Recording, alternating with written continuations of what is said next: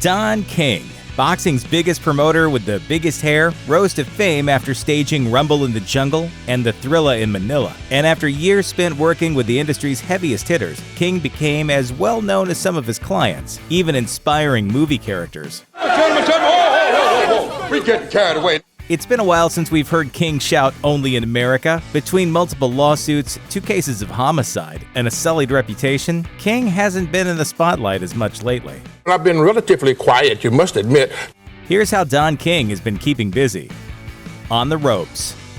During the glory days of Mike Tyson, Don King was always at his side, but Tyson eventually discovered King was always in his pockets too. In 1998, Tyson sued King for $100 million, claiming that King had been skimming money off the fighters' purses for years. Tyson also alleged that King made him sign contracts while he was still in jail, never giving him an opportunity to seek a lawyer's advice on the matter.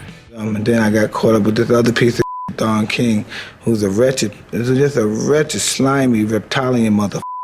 In 2004, they reached a settlement. Tyson dropped his $100 million suit in exchange for a $14 million payment from King. It wasn't much of a victory for Tyson, since all of the money had to go towards settling his massive debt to creditors, the IRS, and his ex-wife. But the two have since been able to share a room without much spectacle, so at least there's that. Home cooking. Don King's criminal record might not reflect it, but he's been responsible for at least 2 people's untimely demises. King shot a man who was trying to rob one of his gambling houses in 1954, but it was ruled a justifiable homicide, and he got off scot-free. The second incident took place 13 years later, when he curb-stomped an employee into an early grave because he owed him $600. King was convicted of non-negligent manslaughter, and he served 4 years in prison. His record was later expunged because Governor Jim Rhodes pardoned the crime in 1984. Ohio had so completely forgiven him that the city of Cleveland would name a street in King's honor. In fact, the very same street where one of those bodies was found was proposed to become Don King Way. If you stop a guy to death, I don't think you should get a street named after you. However, the city council was split over the idea, and after a lot of bad press, decided to keep King's name off of the former crime scene. Prize fight.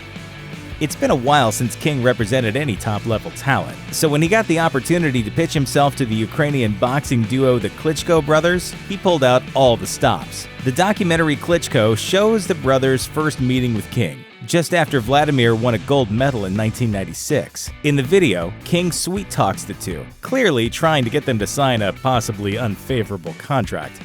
I will make sure that he gets taken care of because of the money that comes off when they stop making money.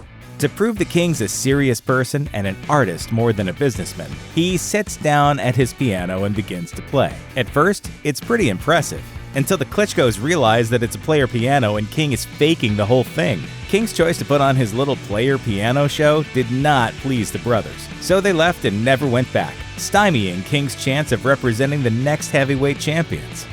Controversial decision.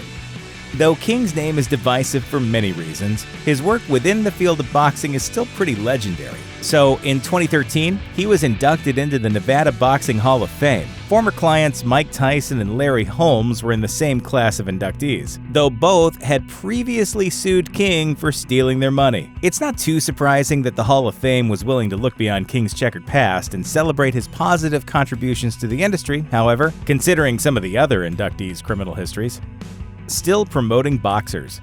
King may not be promoting the biggest names of boxing anymore, but that doesn't mean he's out of the game. King still shows up to fights with the men in his stable, though the fights are a lot smaller. King will wave his 17 flags, shout out his catchphrases, then scoot out the back door when his guy loses. The once bustling Don King Productions now resides in a simple building in Florida that serves as a museum to his past triumphs and few signs of future success. One of his biggest clients, Eric Molina, only made $250,000 on his WBC heavyweight championship fight, a far cry from the millions King used to rake in for his top-level clientele.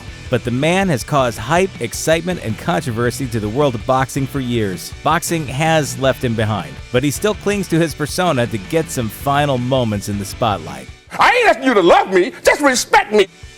Thanks for watching. Click the grunge icon to subscribe to our YouTube channel. Plus check out all this cool stuff we know you'll love too.